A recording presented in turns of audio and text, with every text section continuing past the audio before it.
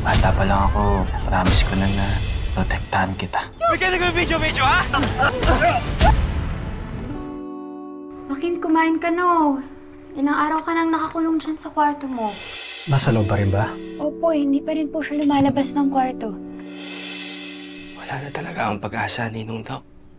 Wala na akong time bomb eh. Bilis ko sumabog. At ako'y takot sa mukha niya eh. Para bang nakakita siya ng halimaw. Joaquin?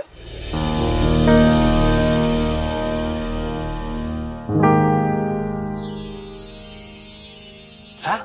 Ha? Ha? Ha? Sophia! Pa-take out please ng samgyup pansit. At your service, ma'am. Uy! Si Joaquin kasi. Anong nangyari kay Joaquin?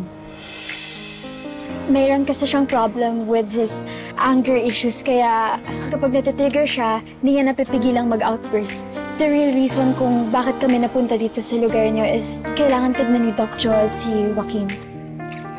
Tutulungan mo naman siya, di ba, Faith? Isa ka sa mga espesyal sa kanya.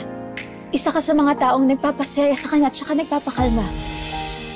Alam mo ang pwede mong gawin ngayon? Hilingin sa universe, yung bigyan ka ng malinaw na pag-iisip para gawin kung ano yung tama.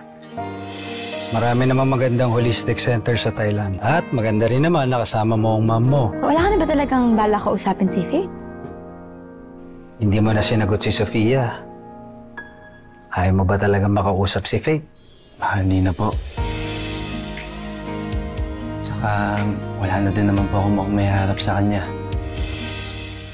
Dok, umalis na po siya? Oo. Tara, habulin natin, te. Paano? Wala naman tayong sasakyan. Tricycle! Walang tricycle dito eh. Baka sign na talaga to ng universe na kalimutan niyo ng isa't isa. Kakanega? Tricycle, ambulansya, kalesa, kahit ano.